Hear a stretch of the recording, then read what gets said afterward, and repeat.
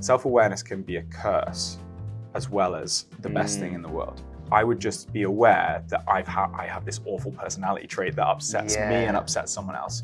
If I don't build in the strategies to change that, then I'm just left with this awareness that I have this issue, right? Or this negative, which is bad. The following is a podcast with Dr. Mark Cox, a medical doctor and founder of the Straight Talking Doctor podcast, which is dedicated to promoting health through actionable advice and engaging content. He's also the founder of the new and upcoming startup, Your Roots, which sets out to reimagine how we can help guardians and parents support their children's mental health.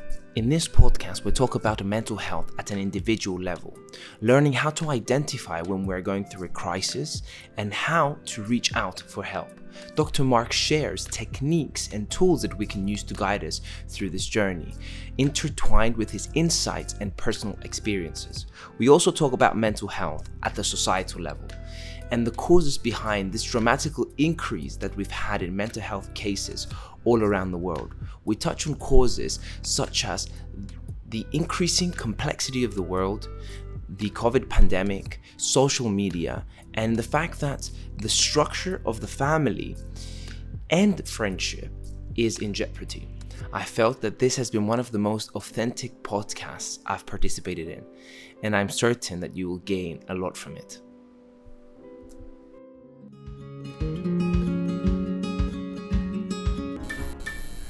So welcome to the MedConception podcast. I have Dr. Mark Cox with me. Nice to meet you. How are you doing today? Yeah, good, Andreas. How are you? I'm doing good, and I'm very thankful you were able to be here today with me. Yeah, no thank you. It was kind of a random connection. I saw you on the stairs, and I was like, "Hey!" Yeah, there's just his voice. It was like Mark Cox. And then out of nowhere, I was on my way to my lunch, and then I had a little guest with me on my lunch break, and we had a great conversation. So hopefully we can do the same again today. Yeah, we'll pick it up from where we left it. I think that's the best. Yeah. So let's go back to 2022. I want to take you back 1 year. You told me you had a bit of an experience, and maybe you can talk about the stuff you've learned from that, and we can dive into that. So I don't know, it's up to you where you want to begin. Yeah, sounds good. I think, like, going back, I've always been someone who has had good mental health, in inverted commas for anyone not watching. Yeah. I remember looking back at school and thinking, you know, like, I've never had anxiety. I've never thought that I had periods of low mood. And so in some point about March, April time last year, I noticed that things were a little bit off with me, which was quite a lot really at the time, not been through anything similar in the past. And so it's been a bit of a journey over the last year or so, like coming to terms with what I was sort of going through, probably struggling a little bit with my mental health, and trying to figure out really what that was all about and where that was coming from. And we touched on this the other day, but it's been an interesting ride trying to work out those steps and those sort of, you know, the things in between of really where that's come from. Yeah. Well, what exactly did you feel, and how did you know something was going wrong? So yeah, it was a strange journey for me, really. I realized that I was probably not being myself. And I think when you have something with your mental health that happens, it affects every different facet of your life. Mm-hmm. And it doesn't necessarily present in the ways that you sort of foresee it if you were someone without a mental health experience beforehand. And the way I mean by that is, like, I wasn't like anxious to the point where I couldn't go and do the things that I wanted to do. I wasn't feeling like the traditional nerves. It wasn't debilitating. It wasn't debilitating. I was still getting by. I was still functioning well. I was still going to work as a doctor.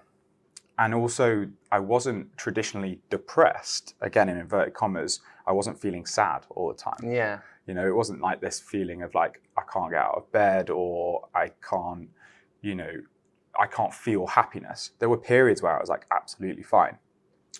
But what I mean by it affecting every facet of your life is that it really affected my relationships and the way that I was interacting with people around me, and particularly probably my girlfriend who I live with. Mm-hmm. And that was probably the biggest telltale for me. I was being quite short-tempered, not like my usual self. I was being off is a good way to describe it. And the other thing that I would say is that life just felt heavy. Like things were just heavy, you know? And like it's really difficult to articulate what that was and how things were. But what I did realize is that because of the way I was being in my relationship, because of the way I was feeling just from a day-to-day basis, I knew I had to do something about it. The other thing that I think was a big telltale for me is that I was sort of waking up with a very physical feeling of anxiety. So there was like a pit in my stomach, and that was before I'd even opened my eyes. Like, you know, like I would wake up and, you know, be trying to get myself awake and trying to sort of rouse myself, and I'd have a pit in my stomach. So I knew something was off. You know, my nervous system was probably pretty dysregulated at the time. And yeah, looking back, it was quite an insidious onset. Like things had just started to get to this point where I felt like something needed to change. So then I had to go about taking the steps to change it. Did your girlfriend or any other people like notice it? Were they like, Mark, something is not right? I think they probably did. Did they say anything about it? There wasn't like an intervention or anything like that. It was like, you know, we had conversations. There's been periods in my relationship where, you know, the flip side had probably been a little bit more true, and I'd been sort of, you know, trying to help her through things. And but there was conversations had, and I was fairly preventative, I guess. Like I had got to a point where I was fairly preventative in my approach of what I did. So I took the steps. I was very lucky to be in a position where I could afford to go to therapy. So I took the steps to go to therapy, and that was probably the biggest thing that I did. I'm such an advocate of therapy, but I took the steps, went to see a therapist that was recommended to me. One of the big problems people have with therapy is they don't know where to start. I think recommendations are great, but we don't all have a friend who's been there and has someone that they can recommend. And that's a big problem. I think with online therapy now, there's a lot more options for people. But so I started to go to therapy. I saw a therapist, clicked immediately, and really my view on therapy, I guess, I was always very open to it, and I would always tell people, my patients particularly, like, you should go. But now I'm literally like the world's biggest advocate. It's just a way of taking yourself out of your own head and sharing learning a new perspective on the way that your brain works, why it works in a certain way, and then developing strategies to then change how you think, how you behave. It's a wonderful tool if done with the right person in the right situation. It's like you're taking a third-person view of yourself. Literally. Be able to like rationally understand what you're going through. Because I think a lot of the times when you're in these situations, it's more like emotion takes precedent over like logic. You kind of get lost in that.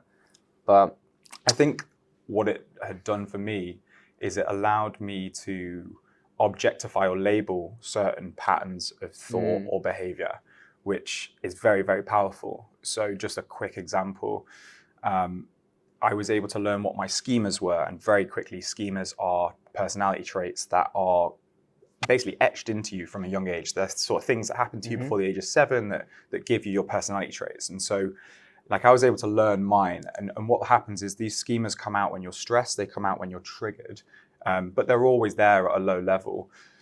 So for example, one of mine is unrelenting standards. That's the term. And that basically means you have very, very high standards of yourself. So whether or not that could look like, you know, how I like my house being tidy. I'm a bit of a clean freak. Or maybe it could, you know, present when you are doing exams. But the thing is that you would, you know, when that gets triggered, you can also portray that onto someone else. So I was, for example, portraying that onto Bex, my girlfriend, so that I expected her to have the same standards of keeping the house as tidy as me. Now that seems a little bit silly, but that would have created conflict in the past, because I would when I was triggered, particularly in this period when I was feeling a lot more stressed or not quite myself, I was quite easily getting provoked, being short-tempered, and saying things that, you know, perhaps looking back were unnecessary. She doesn't have the same standards as me from that perspective. And so through therapy, I learned when I'm getting that feeling of like, oh, I wish you'd picked up that towel or tidied up that thing, instead of just reactively saying that, which causes conflict, means that overall you become unhappier in your relationship. It's probably not going to, you know, it's not the end of the world that that's happened. I'm now able to go, thought happens, that's my unrelenting schema kicking in.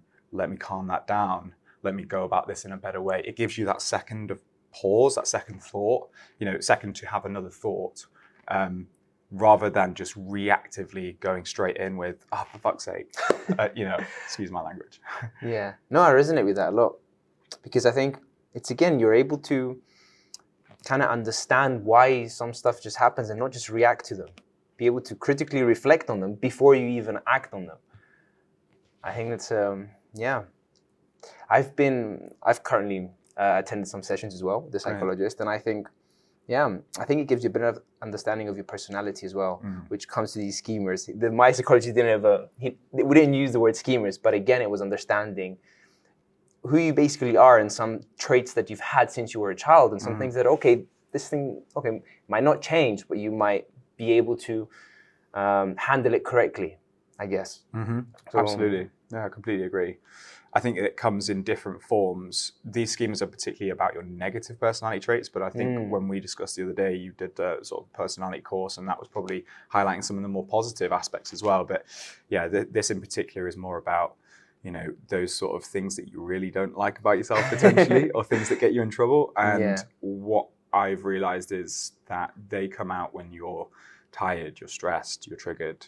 And so it's allowed me a second's pause in realizing that. And when I see them being strengthened, as in the schemas being strengthened, them being triggered, I know that perhaps I'm going through a patch where maybe I'm not feeling quite myself. Maybe I need to do something about that. And it's about building in these ways of thinking, these models of thinking that allow you to be self-aware, to then take steps to change your mental health. I think that's a huge thing. I think therapy can be, self-awareness, let's take it a step further. Self-awareness can be a curse as well as the best thing in the world.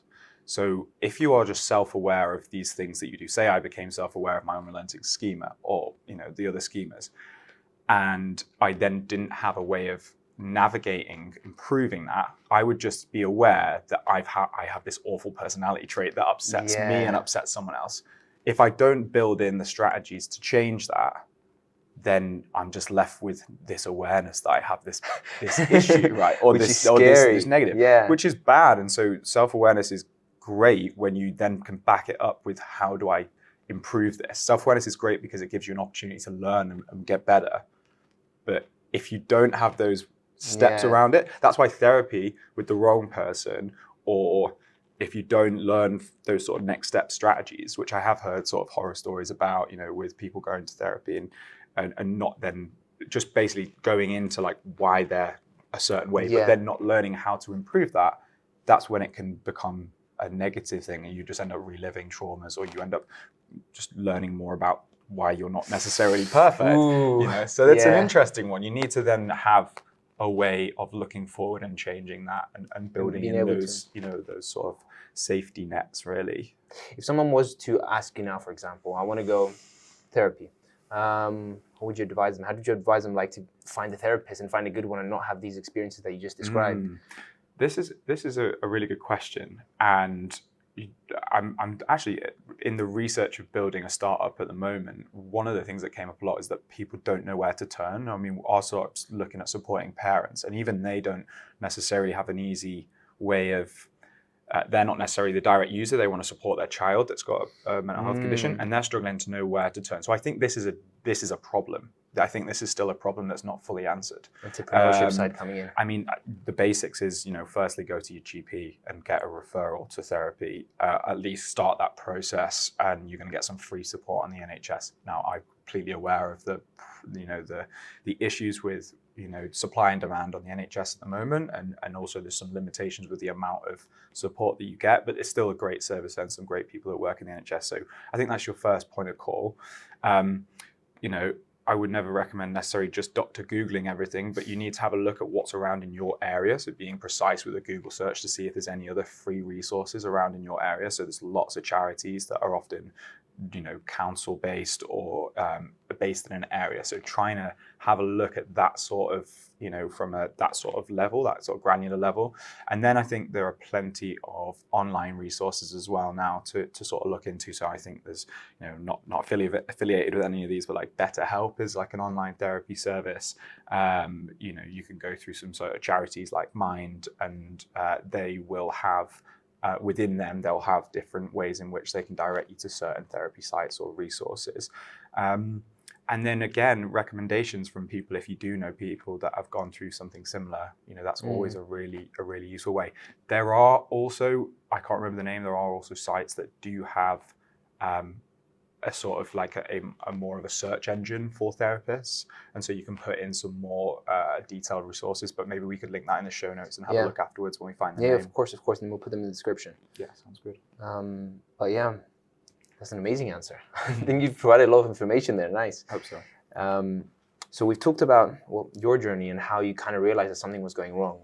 What about people that, they don't get that something is wrong? And I guess that's a lot of the times is people, they're going through a hard time and they're just like, this is what life is, right? Like, I should feel like this every day. And to be honest, there are some times that, life is hard. Like, you just have to take the punch in the gut and be like, you don't have to label yourself with something, because then we're doing the overdiagnosis thing kind of rabbit hole. So I guess my question is, how do you know this is actually something that I have to look into, or this is a punch that I just have to take in the gut? Yeah, I think that's a great question. I think there's a real point in what you're saying there about the taking it, like, life is hard and you've got to go through these moments. And I think we have probably developed a tendency to not want to experience negative emotions or negative periods in life. And I think that's very pervasive from a young age, even with the school system. Everyone is rewarded or told they are absolutely the best, and that has its benefits, but also can create an environment where we, at all costs, remove any negative emotion. I think even parents have a tendency to protect. We bubble wrap things, like we put people in life and we're like, oh, don't. And then we're surprised when someone gets into the real world at 18 and life is much harder than they had imagined, and they quite quickly develop issues around that. And I think we all have, to varying degrees, it's a spectrum, a tendency to do that. And so I think there has to be an argument that we try and go back to basics with that and appreciate that life is tough and we all go through these ups and downs that are incredibly difficult. And so with that knowledge and with that sort of idea in mind, I think the onus comes onto us when we are feeling well in ourselves, that we are more proactive in helping people that maybe aren't.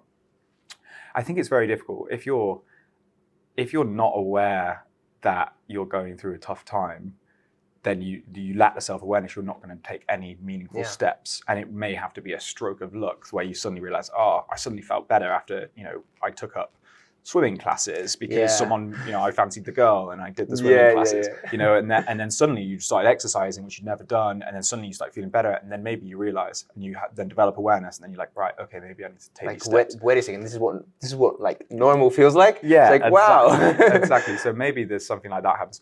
If there isn't like this sort of freak occurrence or isn't this sort of stroke of luck, then I think it comes down to us as like a collective and a community to look out for those people who perhaps aren't feeling, quite as good as they can be. And that can be very difficult, because if someone's not got that self-awareness, how do you even broach that conversation?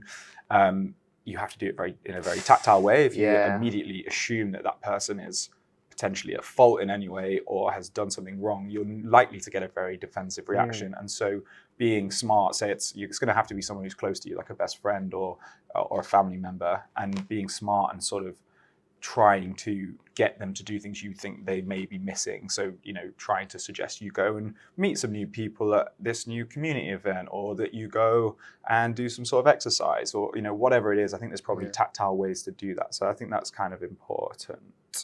Yeah, no, I agree with you. And I think there's a sort of skill attributed to being able to open up these conversations with people and being able to make the other person comfortable. And like, you're basically taking the role of a therapist. And I guess it goes back to now where like people are like, like all these things, like why is there such a need for therapists? Because I guess we don't have the connections that we used to have.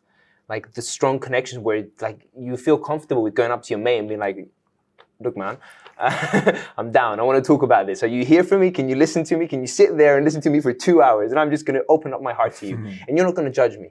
You're not going to... And I think that's an amazing skill for people to be able to cultivate, which I guess it's active listening, it's compassion, it's all this thing. And I guess just trying to be more human and being able to being open and not scared of other people pouring, I guess, their hearts out for us. And I think quite often we're maybe a bit too quick to offer advice in some circumstances. Yes. So if someone is going through something, the most powerful thing you can do is say, I'm with you. Like, I am with you and I'm behind you 100%. Yeah. Like, if you can do that, that's carries weight. It carries real weight for that person. Like, anytime you want, just give me a call. Give me a call. Just practical things that they can, reach out to you by, is going to be much better received than saying, oh, no, you should do this or do that. If to someone who is actually struggling, particularly, if it's this other circumstance that you talk about where they perhaps don't know, then maybe you do have to be a little bit more active in your suggestions and advice. But when someone is actually going through it, I think one of the most powerful things you can do is listen if they want to talk. And if they don't, you say, I'm going to be with you every step of the way. I'm here if you ever need anything. And that's what you got to do.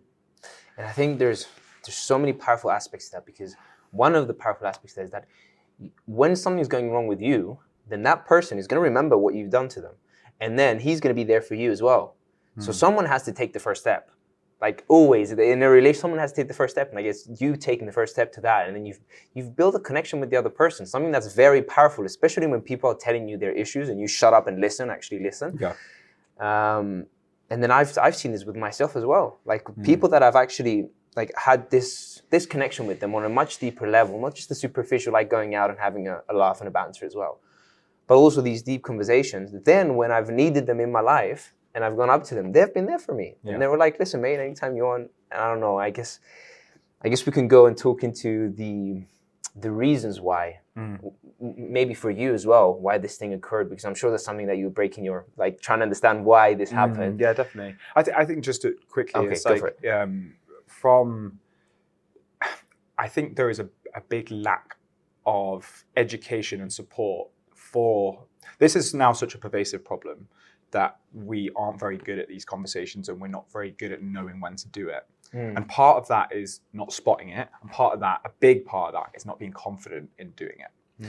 And so we have a lack of proactivity around this because this mental health pandemic has sort of, just skyrocketed over the last 10, 15 years.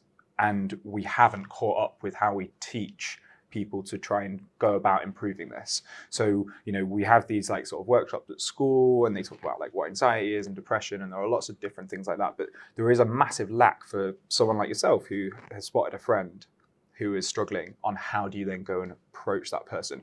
Or the thing that I'm trying to tackle at the moment with your roots is how do we support parents and how do we support guardians and teachers potentially, how do we support them in improving the mental health or being there for that person who is struggling, that young person that is struggling. And if we can start that from a young age and support the environment around that young person, then we set them up much better for later in life. So I think there has to be a sort of seismic shift in how we go around, supporting these conversations and developing these tools that will then improve mental health in the long term. I guess there's another question too, is how do you teach this stuff? Because it's a big thing. I guess these are virtues, right? Okay, there's some practical thing around it, but I think these are stuff that you develop over time. So I guess there's part of it being okay, try it. Go try it. You're probably going to be shit at it the first time. Because it's the first time you're going to be actually listening to someone. But the whole point is that you're going to get better at it, and there's good that's going to come out of it. Yeah, I think there's a couple of things. I think there's depending on the situation. So I'm thinking in my head now about the parents and children, because that's what we're trying to tackle. And so there's one thing, which is the knowledge gap and this feeling out of touch with what the child is going through, and there being such a huge gap. So you don't necessarily feel like you've got the so say for example your child is struggling with something on social media, you feel like you're just out of the loop with that, and therefore it's quite it's quite a big step to go in and start talking about this thing that you just don't have the ability or this understanding of fully. You don't ever feel confident talking about anything if you don't sort of know the topic, right? It's a little bit disarming. So I think there's the knowledge gap, and the second is the confidence. And how do you build confidence? Exactly what you said. You take action and you gain evidence. So you have to build that evidence that you can do it. And I think those two things are huge. And I think you're right. It is virtues. It is like a value thing in terms of like, how do we say to people, or how do we instill those values of being open? But actually, I think if you can give, particularly parents, the steps, those practical steps on how do you open up that conversation, what can you say if this happens, there are ways in which to do that. I hope that that's what we're going to tackle anyway. So Your Roots is the company that? Yeah, so Your Roots is a company that is just up and going. We're just starting, in April this month. But basically, we're building an online platform to empower parents and guardians to support their young people. So that looks like online coaching, virtual coaching in one-to-ones and group sessions. It also looks like a parent support network where parents get a chance to speak to other parents who have gone through a similar experience. And it also looks like an online library of resources. So different classes, different parent-centric resources to try and really upskill and allow parents to feel more empowered and confident in supporting their young people. That's amazing. I wish you all the best. And I hope so. It's an exciting time. I mean, I've been fully clinical for 5 years now, and we can sort of work into like where I think I was. One of the reasons I think my mental health suffered last year was that I felt like I was not getting to the place I wanted to be in my life. And medicine had been this thing for me that I'd signed up to at the age of 16. And I love so much of medicine. Don't get me wrong, I absolutely do. But there hadn't been something I'd found within the career that I wanted to. I didn't look at any of the consultants and think, I want to be there. And so at the moment, I haven't found that career path. And I think I'd spent a few years getting to this realization, which I probably had at the start of 2022, which was, I don't know if I want to just do full-time medicine. But at that point, I didn't know what else I could do. I didn't have the confidence. I didn't think I had the skills necessarily. And I hadn't had the time to think about it because I'd just been looking for, anesthetics, GP, all these different career paths, which are brilliant. And I love for parts of them, but I hadn't seen that being the life I wanted to live. And so alongside a few other things, but that was probably the big sort of North Star thing that probably set off some issues with my mental health. So it's then become this journey of confidence building, looking at different options, working out where my skills fit into the world, and working out this big picture thing where I was like, I think I want to start something, very impactful. And it's been a wild process. I've then started this, business which is just about to launch. And honestly, I could work for 10, 12 hours straight and not even bat an eyelid when I'm doing it. So I know that, I may well do clinical stuff alongside it forever, who knows? But I knew I needed something else alongside what I was doing as a clinical job to really reignite the fire in my life, which it has. I guess you hit the nail on the head when you said I'd be doing this 10, 12 hours nonstop because I guess that's the passion. You're looking for something that you're going to devote your life to. I think that's a very impactful statement. Yeah, and I think I probably find it a little bit, I don't think I've spoken about this openly, other than to friends. So it's a funny one when you commit your life to medicine because it's such an impactful, wonderful career in so many ways. But I think at the crux of it, if you're not completely in love with what you're doing and you're not willing to settle and you're not getting finding that elsewhere in other things that you do, then I think there's an important question you have to ask yourself. And it's either go and look for other things or find other things alongside your job that will supplement that.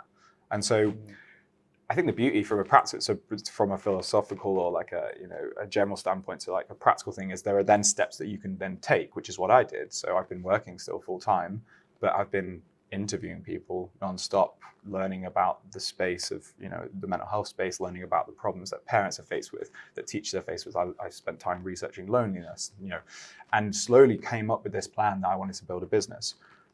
That could have looked very different for me. That could have looked like I want to get into health tech. That could have looked like, actually I want to just do GP or whatever, it could have looked very different, but I found that thing that I was kind of missing. And I think that goes down into sort of like a deeper level of like, what's your purpose and what is your passion, and what do you want to spend your life looking like? There's a big question that I think I asked myself that really helped me articulate what I wanted my life to look like. And that was, what do you want your day-to-day life to look like? You know, that's like the outer box. And then within that is like, what do you want, what do you want your job to be? And what do you want, your salary to look like, etc. But actually, how are you going to spend your day? How are you going to spend the rest of your life? I think is a really powerful question you have to ask yourself. And if your job doesn't fit into that, there has to be a very good reason to not even try and have a look elsewhere. I'm not saying quit your job and go and like live on the beach. Like, you have to work out things that are sensible and safeguard yourself and whatnot, but at least have a look at like what you can do outside of that, because you probably have tons of transferable skills. If it's the career that doesn't fit with that, or if it's something else, there's questions that you can ask yourself. You know what? That's a scary question to ask yourself, though. Yeah.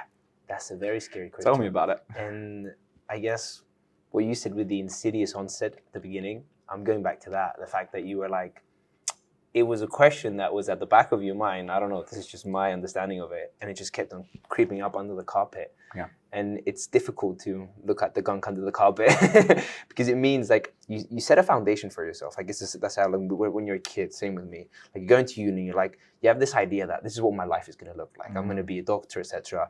And like you imagine it very vividly, especially like people who are, I don't know, like myself, I guess you're similar in this thing as well. You tell me if I'm wrong, but I'm very extroverted. I'm very like future oriented. Like I look a lot into the future. Like there's people who live their lives in the past. There's people who, that's the best thing to do is live your life in the present. There's also people who spend a lot of time in the future. Mm-hmm. And that's kind of my it's a good thing and a bad thing. Definitely. But the bad thing is because you create a vivid, like what you're, and then you come in and you're like, wait a second. Do I actually, like, I took this decision when I was like you said, 16 years old, and now I'm living it, and now I'm more mature, and now I can actually see these people around me, and I guess I don't want this to be, and it's hard, because it's like you're chipping at what everything you've built on is your foundation. Yeah, you form an identity pretty early around these things, and I think, I think we all sort of fail at the expectation that you set of yourself when you're younger, like to a varying degree, like you're never quite what you think you're going to be, and that doesn't have to be negative, that can be incredibly positive. But you fail at getting there, and so that then brings in uncertainty, and uncertainty is scary. And so why I had probably the issues I had is that I had been chipping away at just going through the motions, locuming, and sort of thinking I'll come to it, something in the future. And then I came to the point where I was like, I need to make some decisions, but that brought an incredible amount of uncertainty. That was like, okay, well, maybe I'm not going to be a doctor. And like, what am I going to do? And it's like, although I didn't have to like just quit my job and change, and there is still a big part of me that may well do medicine the rest of my life. And it may be that I start this business for a bit, I do it on the side, maybe it doesn't work, maybe I go into health tech for a bit and then I come back to medicine. Like that's still so on the table for me.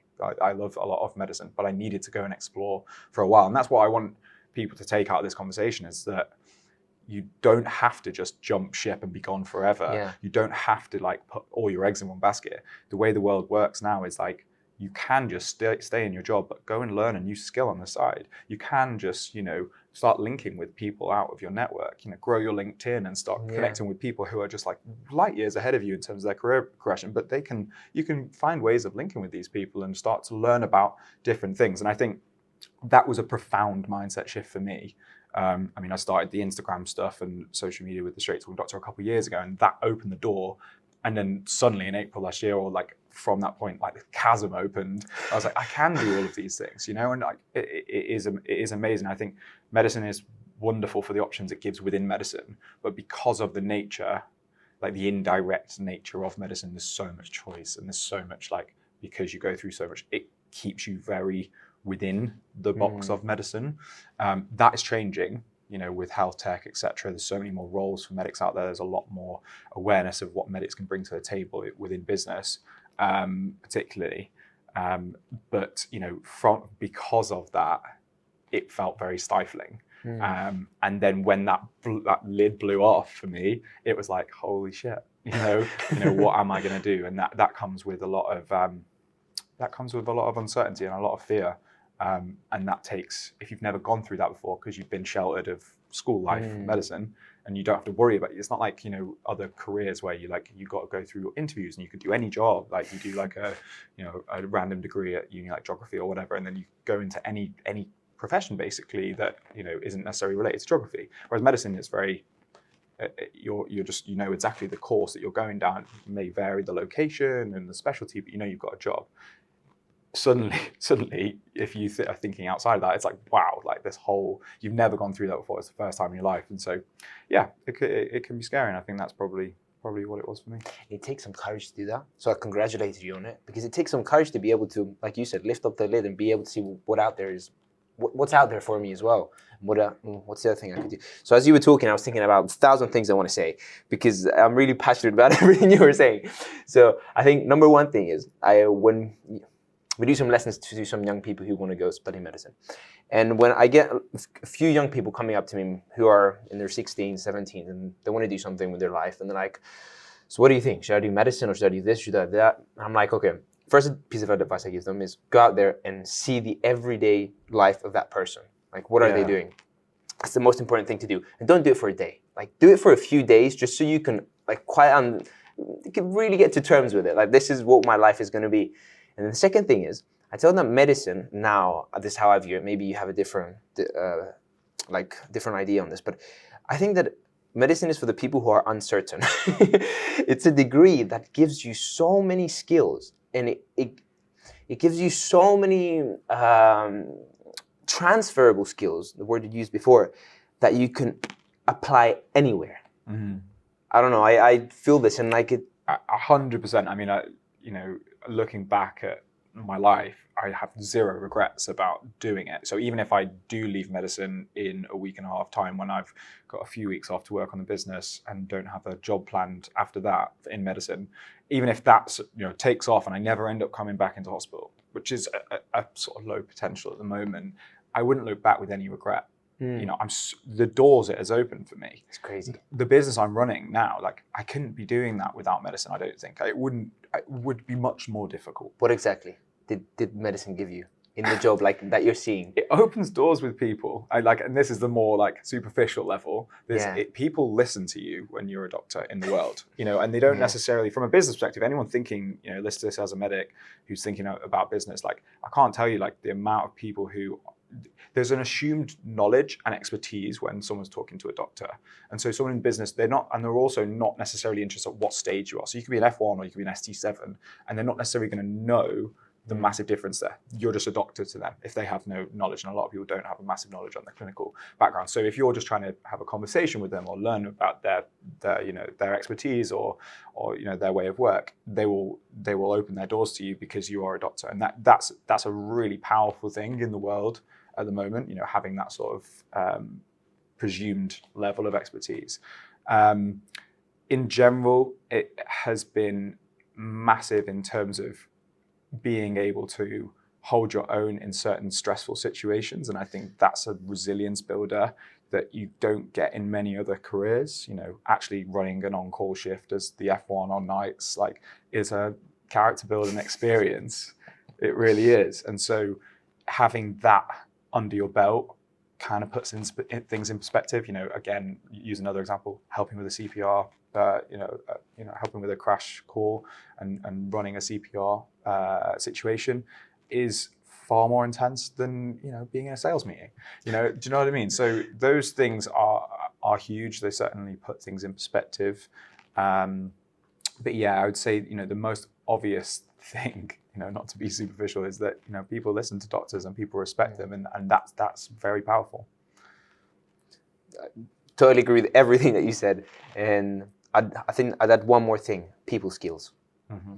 Because a lot of in medicine, you actually have connection with people. You're not just behind a screen. And if you're not good with people, then you're screwed. Like, you have to be good with people, and you're forced. And people who don't have these skills and want to improve on them, I think medicine is an amazing, like, you're not going to do it for that reason, but it makes you it diversifies your skill set. Definitely. There's an opportunity to build on your people skills. I would say that not everyone does. And I think it's I think it's being able to speak to patients who are from every different demographic is an opportunity.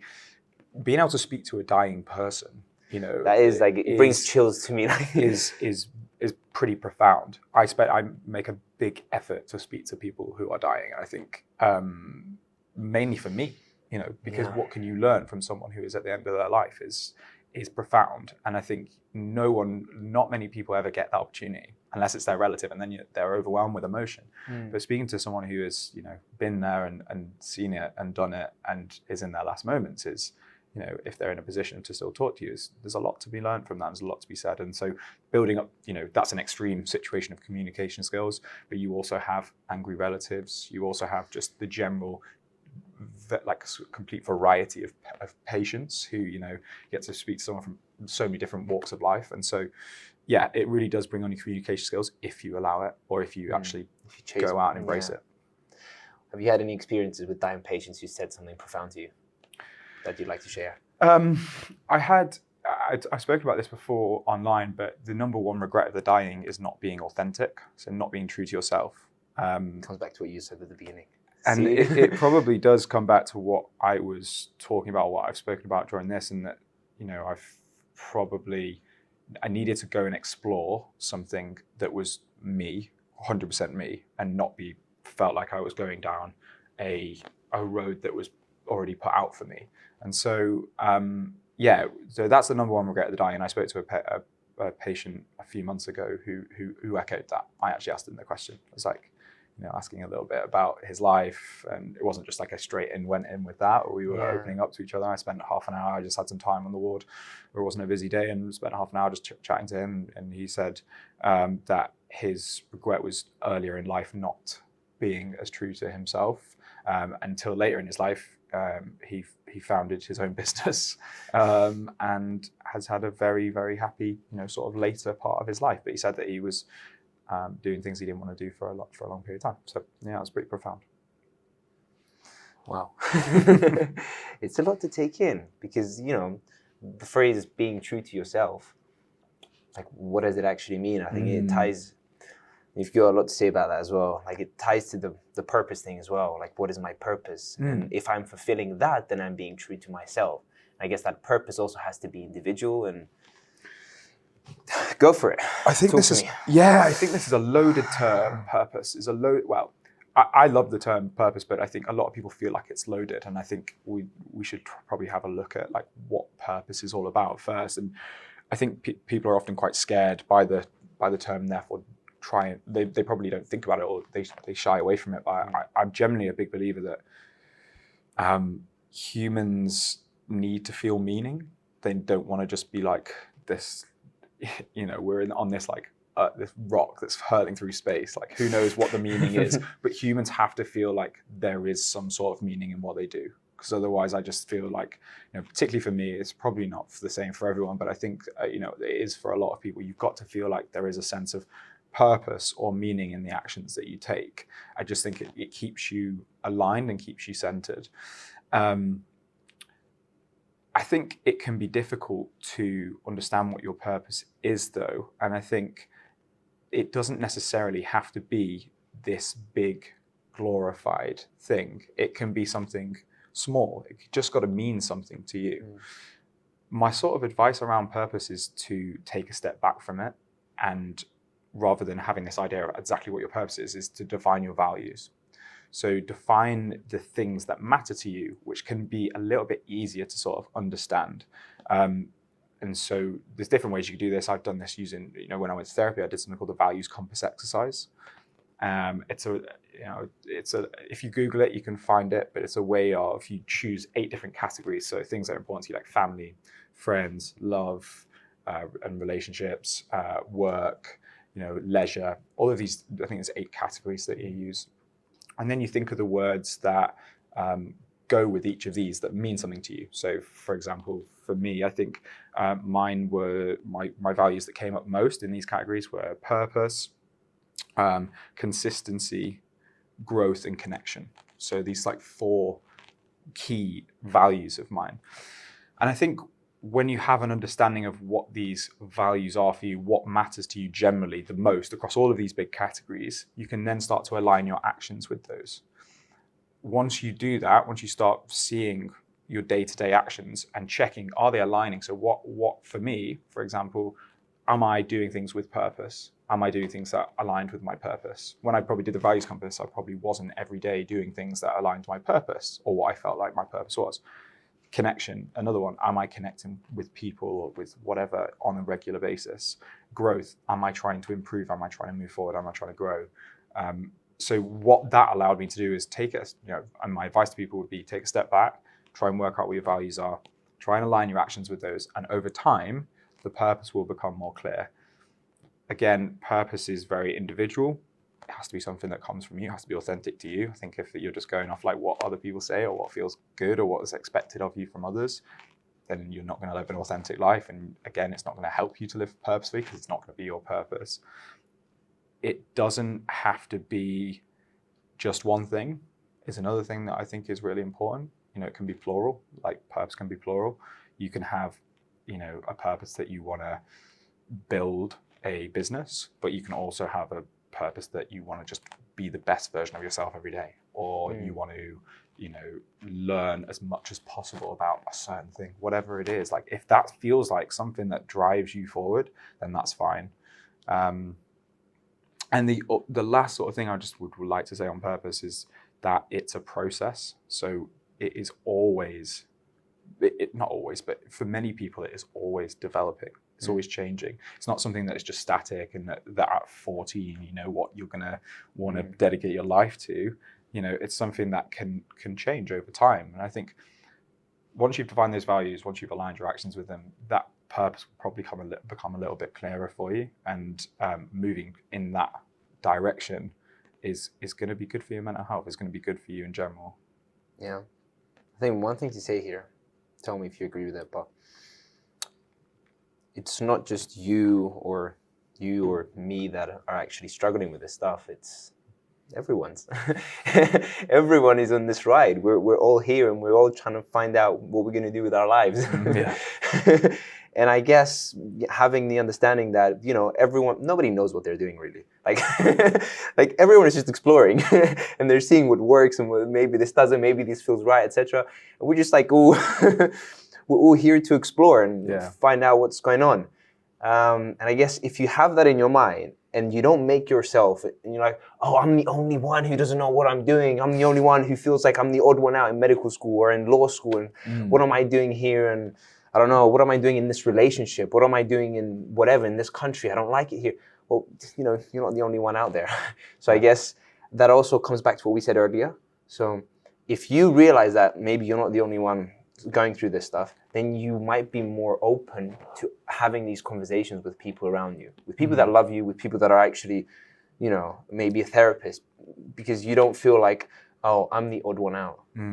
100%, I fully agree. The counter to that in regards to purpose is that it really has to come from you, and you have to take steps to work out what yours is, because the danger with speaking too much to people you value is that they will tell you what they think you want to hear, or that what their expectation of you is. Particularly things like, for example, parents, like your parents have built up an expectation in their head as much as even if they're not pushy, they don't want to push that on you, but they will have a certain, agenda in their mind that, by no fault of their own, that's just what they think you want or what they would like you to do. And so that's what they've learned in their life. This is what works. You should do this. Exactly. And I think the school system is not set up to let you find your purpose. Doesn't set you up really general, unless you're a very good school. They set you up to do well in exams and to get into a university and to get a good job. Yeah, sorry, I just have to say this. In Cyprus, there's this thing that students that are good, you're either going to become a doctor or a lawyer. And that's it. Like it's like nobody talks about this.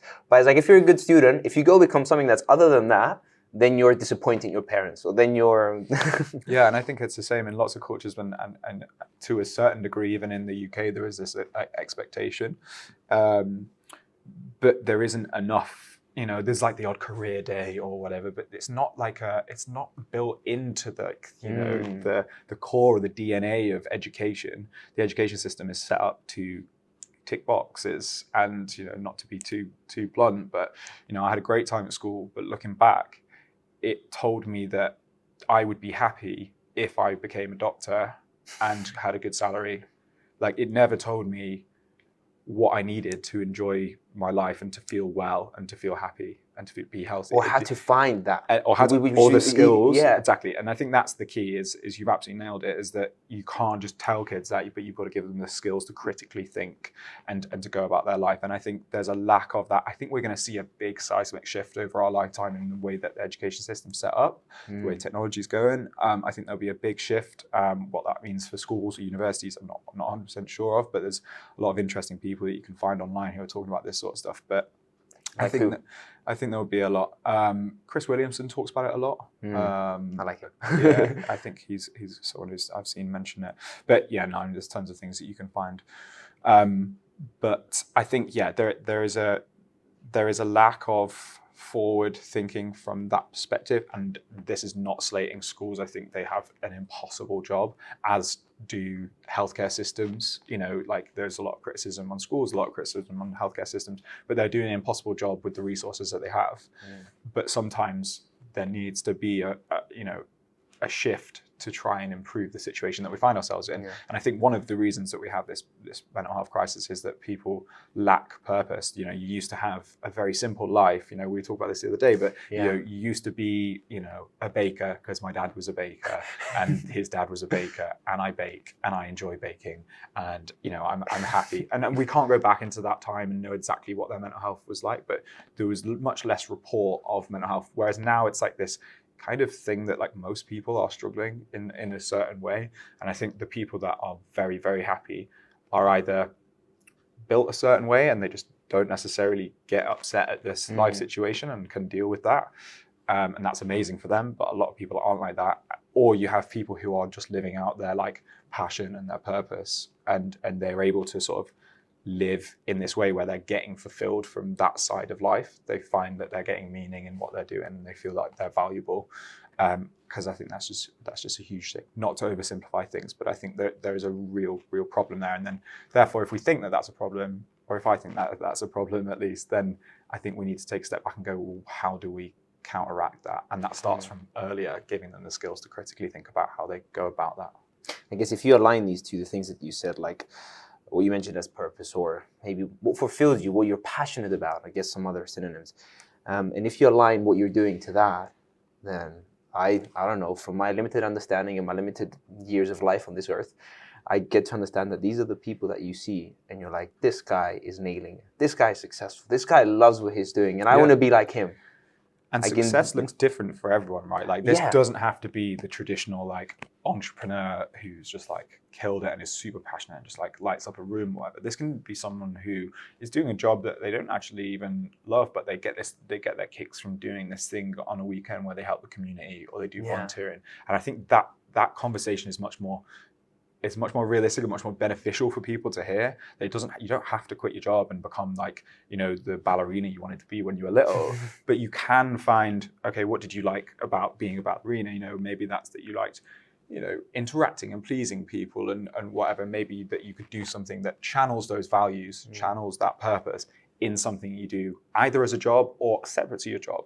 So maybe on a Saturday you go and look after the ballerinas, for example, at your local class or something like that. Do you know what I mean? There's other ways to do it, and I think we haven't given people the skills to realize that would make them much happier. So they live in this cycle of life where they are stuck. They don't really know why, and what we then have is something called the pleasure trap, and the pleasure trap is the dopamine trap. It's this thing that keeps us very stuck in our patterns because we are getting enough immediate gratification, are getting enough pleasure from things like social media, from Netflix, from drinking on the weekends or throughout the week, from all of these short-term fixes for our pain or our angst or our anxiety that then prevent us from getting to a point where we make that next step. Because if things don't get really severe, you then the threshold's not there. You're kind of getting to here, oh, that numbed myself with alcohol. You're getting to here, oh, social media kicked in. Yeah. You know, I came down a little bit. And instead of getting to that threshold where we go, I'm going to make a change in my behavior, you know, I'm going to start exercising, I'm going to start doing something about my purpose, et cetera, et cetera. We don't get to that point. Then we stay stuck in this vicious cycle of the pleasure trap, and not getting towards where we actually want to be. And we should be thankful for getting into that stage, because when people get into this, they say, oh my God, why is this happening to me? Like now everything's crumbling, and you get into this catastrophizing thing that what you just said, like you go over like, oh, now I have to make changes. Now I have to imagine myself doing something else or whatever. I think part of that I should be more like aware of is like, it's time to make change. I'm thankful about this. This is going to be something good for me. Yeah. This is an opportunity to make my life better.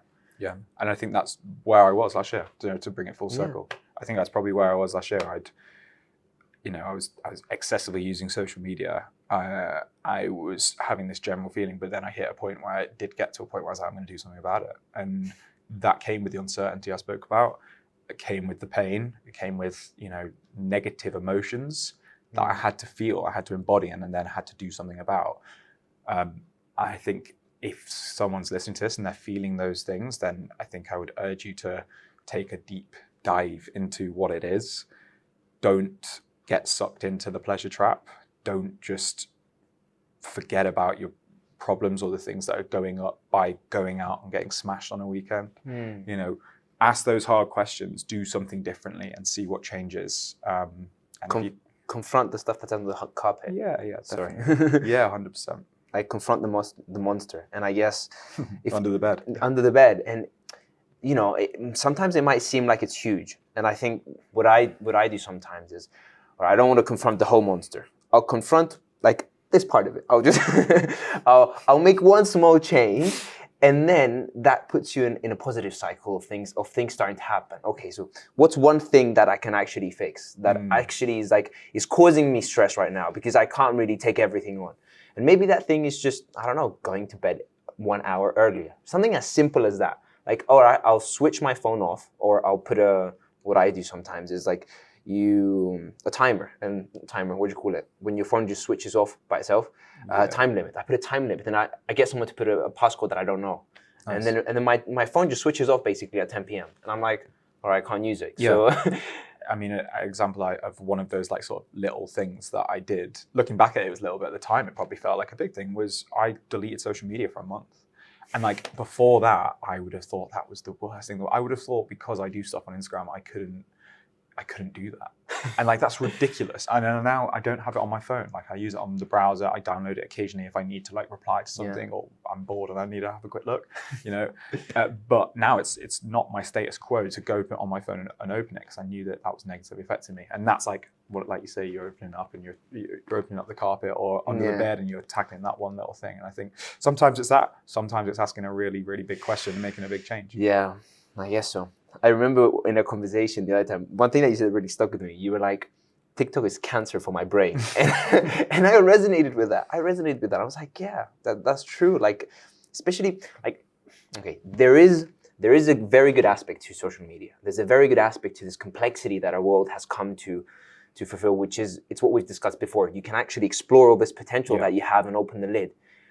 But also we have to teach ourselves firstly, and then teach people how to control this. Because what happens then is chaos. Like you open it and it's chaos, and you can be overwhelmed by all this different stuff. But you have to learn slowly again, going back to what you said again. This should start at the level of school and being able to control this stuff. The difficulty being is that you're trying to, particularly at school, well, even not at school, you're trying to tackle a beast that is just so powerful. The social pressure of using social media for young people. You're weird if you don't. You're going to miss out. There's this FOMO element, fear of missing out if you don't go on your social media account. And so going in and telling kids, don't do this thing that's cool it's not necessarily going to work. And so I'm stuck at what we do with social media. I think it's really damaging. I think it's not necessarily the social media itself that is the cause. For most people in general, it can be for young people, because I think they're constantly having to be alert. They're having to be on it the whole time. So they can't switch off from this when the brain is developing at that point. As an adolescent, you remember like what life was like, trying to find your place in the world, trying to find your identity. but at least you could go home and be in a safe zone. Now you can't. You're just constantly on. So, you know, I mean, for what we're doing with the business, we're about to run a load of webinars in April at different schools, and the numbers of parents signing up to them, I couldn't believe. And look, I get to see the answers of why. And, you know, it's 95% of it are saying their kids have anxiety that's not for everyone at school, that's for the people who sign up to a webinar, but 95% of people are saying, you know, they've got some sort of mental health issue, and anxiety is the main one. And I think social media has to be looked at for being the main problem there, or one of the main problems. How do you tackle it is a bit of a different beast. It's really difficult. But yeah, it's a huge problem. I think the comment I made about TikTok, because like I don't go on TikTok, I can't, because I mean I'm bad enough with Instagram. But it just doesn't add a lot to my life, I don't think, or it literally is just switching off. It's a drug. Like, you have to remember, social media is a drug. That's what it's doing to your brain, and so using it like that is just constantly feeding those pathways. That is the easy way out. It's a procrastination. It's like this easy zone out of my brain, so I don't have to do anything else. You know, I think the other thing that I probably realized when I wasn't in a great place is I was doing it, like I was going on social media when I was like in a situation with other people, like, and I had never done that before. And like, you know, not necessarily being rude with it, but just I was on the periphery of a conversation, for example, and I would go on my phone. Like, why am I doing that? I'm meant to be, like, I thought of myself as an extrovert. Yeah. And so that was another telltale sign for me. So if that's something that rings true for you as well, I think it's another, you know, building up this picture of how you are in yourself, you know, particularly for those people that you mentioned who maybe don't know if they are in a bad place or if they are not in their best place. It's another sign really that humans want connection. And if you're getting connection just constantly through your dopamine device, then you know, maybe there's something you need to think about. I'm overwhelmed by how good this conversation is. I appreciate that. Because we're tackling some things that are, you know, we experience them every day. It's not like I feel that as well, what you said before with social media. Like, whenever I'm down and I'm not having a good day, what's the drug you go to? I think it's like a drug. It's like, if you wanted to know what someone who's going through addiction goes through, well, that's a part of it. That's don't want to make very similar pathway, isn't it? It is a part of it. Like the urge you feel like whenever you're down, it's like you. Yeah. One obvious one that I really notice is when I'm hungover, I will just happily scroll Instagram forever, and I don't have that, like, the urge to be like, get off your phone. It just doesn't come as quickly, or it doesn't really come. And you know, that for me is, I know when I'm hungover, all I'll do is I'll eat rubbish. I don't care about my work. I, like, you know what I mean? Like, you just want comfort, and that's what like the phone, the device is doing. It's just giving you comfort. It's the pleasure trap, literally, you know, absolutely personified. That's what it is. And then the flip side is, if you're spending a long time on these devices that are designed to keep your attention, it's doing lots of negative things for your mental health as well. You know, like you said, there are plenty of positives, and if you follow the right people and you use it in the right way, it can be incredibly beneficial for you. But at the same time, if you're not careful and you're mindlessly scrolling, you suck yourself into the compare and despair. So you're looking at how many likes someone else got when you've posted. Say, if you're a creator, you're comparing yourself to other creators. If you're just someone who is looking at beautiful people and not feeling as beautiful in yourself, again, just terrible for your self-esteem.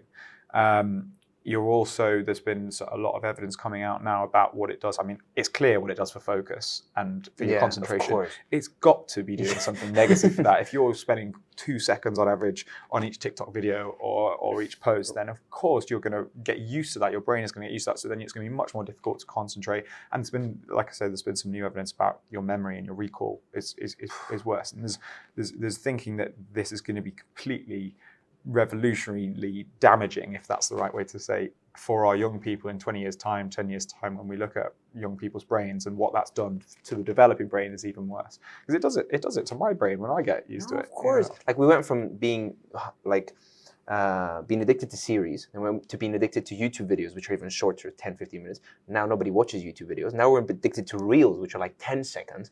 And like the seconds of the reels are like going down and down. You see reels with 3 seconds now. And like, in order to be successful, we have to make 3-second reels, because people's attention is just not... has to be, you know, if you're a creator, your reel has to be like popping. So you have to have the video change all the time to keep an attention span. If you just do more 7-second reel, but it's just you talk to the camera, you'll get loads of people turning off. And like, you know, that's difficult. That's a whole different story about like the difficulties of being a creator in, you know, this day and age. But not not great for the brain. And I think it's just worth having a check on social media usage for anyone, for any parents listening, particularly for their young people. Yeah. It's a different conversation though, of how do you go about changing that. And I guess that's why a lot of people are being, I don't know, I'm not a doctor yet, but Nearly there, mate. I get nearly there. So why are so many kids in our age being diagnosed with ADHD? Like, I don't know, like this is part of it. It comes to my mind now. Like, what is attention deficit disorder? I guess it's you can't stay on one thing. Like, you want constant, I don't know, maybe it has something to do with it. What's your take on this? I think this is a difficult one. I think you have to predispose any answers on this, as we are not consultant psychiatrists, and I think it's really difficult to know. Big exactly. Disclaimer here, like we're not experts here. It's like, and I have a friend, Faye Bate, who is a medical student. She's got a good YouTube channel as well, and she spoke to me about this because she, on my podcast, spoke about her ADHD. And she feels very strongly, and we talked about the evidence, because there's a chap called Gabor Mate who talks about ADHD, and she doesn't agree with him, and so she pulled me up when I posted a clip of him. So full sort of disclaimer on myself. So the way you asked that question, I would say that from my sort of